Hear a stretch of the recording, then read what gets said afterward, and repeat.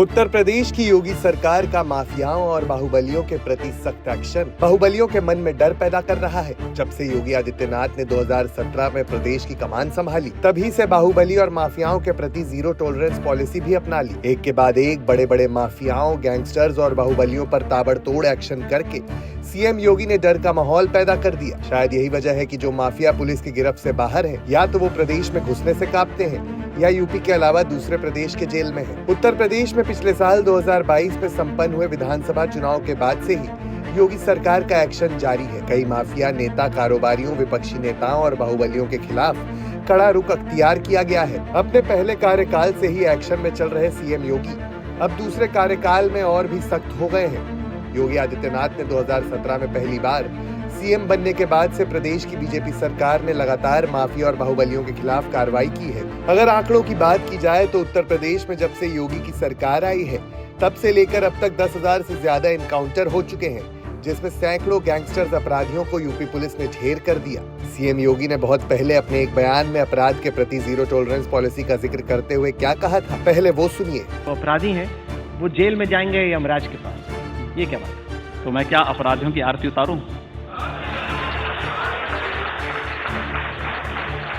मुझे एक बात बताइए, जो अपराधी या जो आतंकवादी सरेआम किसी निर्दोष व्यक्ति को गोली मार रहा है, सरेआम किसी बहन और बेटी की इज्जत के साथ खिलवाड़ कर रहा है, सरेआम किसी पुलिस के कर्मी को गोली मार दे रहा है, मुझे लगता है कि उसकी पूजा तो नहीं ही होनी चाहिए और किसी को भी नहीं करनी चाहिए। देखिए, जीने का अधिकार प्रत्येक व्यक्ति को है, लेकिन किसी को भी अधिकार नहीं कि दूसरे के जीने के अधिकार को छीन ले। और अगर कोई छीनता है तो मुझे लगता है उसके साथ वैसे ही व्यवहार किया भी जाना चाहिए। वहीं हाल में उमेश पाल की हत्या के बाद यूपी विधानसभा में सीएम योगी ने गरजते हुए हत्या के आरोपी अतीक अहमद को लेकर भी हमला बोला। जिस अतीक अहमद के खिलाफ पीड़ित परिवारों ने मुकदमा दर्ज कराया, उसके परिवार के खिलाफ, वो समाजवादी पार्टी के द्वारा पोषित माफिया है और उसकी कमर को तोड़ने का काम हमारी सरकार ने किया है।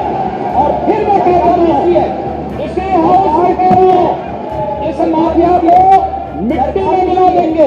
सरकार किसी है, सरकार किसी है, गफलत में हो, ये माफिया है, इनको मिट्टी में मिलाने का काम करेंगे। अपराधी आगे हैं, अपराध को भी दूर कर। लेकिन उमेश पाल की हत्या के बाद एक्शन में आई यूपी पुलिस और योगी की सरकार ने पिछले 6 साल में कई बड़े माफियाओं को या तो ऊपर या फिर जेल के अंदर पहुंचा दिया। इस सूची में पहला नाम आता है, नाम विकास दुबे। दिन 10 जुलाई 2020, जगह कानपुर के पास।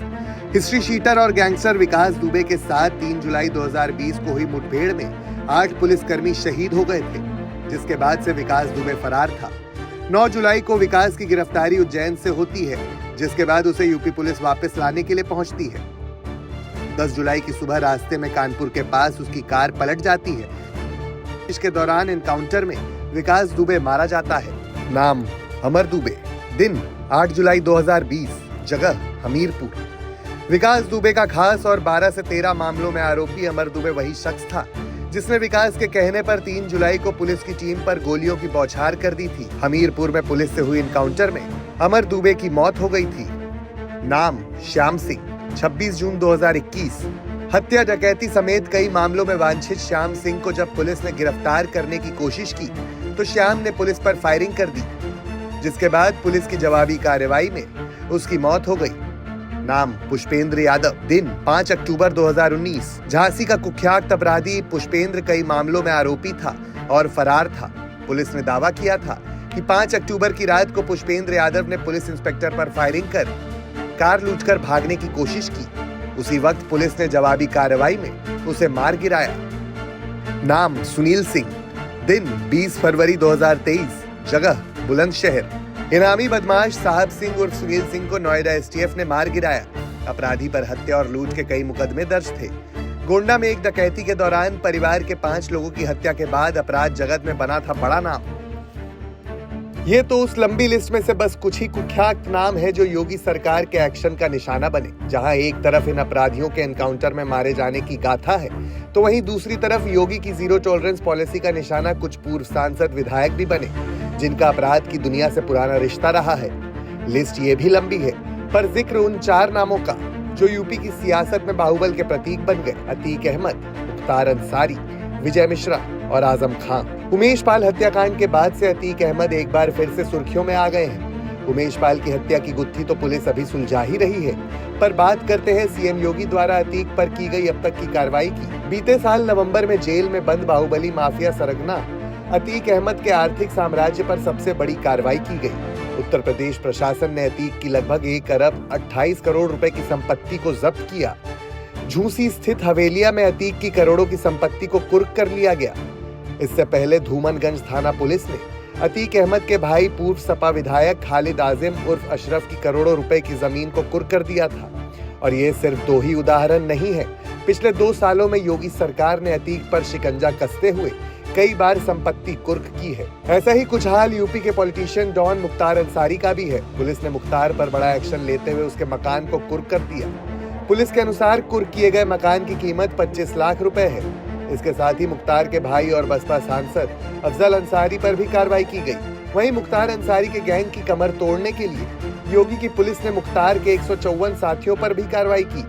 मुख्तार में योगी के एक्शन का खौफ इतना ज्यादा था कि प्रयागराज में कोर्ट की पेशी के दौरान मुख्तार अंसारी ने यहाँ तक कह दिया कि कहीं उनकी गाड़ी भी विकास दुबे की तरह पलट ना जाए। विजय मिश्रा के खिलाफ लिए गए एक्शन के दौरान भदोही और प्रयागराज से लेकर लखनऊ तक लगभग उनकी 55 करोड़ की संपत्ति जब्त की जा चुकी है। विजय मिश्रा ज्ञानपुर से विधायक रह चुके हैं। वर्तमान में वो जेल में बंद है। उनके खिलाफ रिश्तेदार की संपत्ति पर कब्जा करने और एक युवती से रेप करने के अलावा कई आपराधिक मामले दर्ज हैं। समाजवादी पार्टी के कद्दावर नेता और उत्तर प्रदेश के पूर्व मंत्री आजम खान को बड़ा झटका तब लगा जब यूपी कैबिनेट ने रामपुर में स्थित आजम की अध्यक्षता वाली मौलाना मोहम्मद अली जौहर ट्रस्ट को शोध संस्था के लिए दी गई 3.4 एकड़ जमीन की लीज को कैंसिल कर दिया। ये कार्रवाई लीज को लेकर परिस्थितियों के उल्लंघन पर की गई। गौरतलब है कि आजम खां पर कई आपराधिक मामले दर्ज हैं। उत्तर प्रदेश के मुसलमानों में अच्छी खासी पकड़ रखने वाले आजम खां को भी योगी की कार्रवाई का डर तो सताता ही होगा। 6 साल के कार्यकाल में 10,000 से ज्यादा इनकाउंटर, करोड़ों की संपत्ति जब्त और इसी तरह की तमाम कार्रवाई कर सीएम योगी अपनी कथनी को सच करने में शायद लगे हुए हैं। अरे वही बयान, माफियाओं को मिट्टी में मिला देंगे।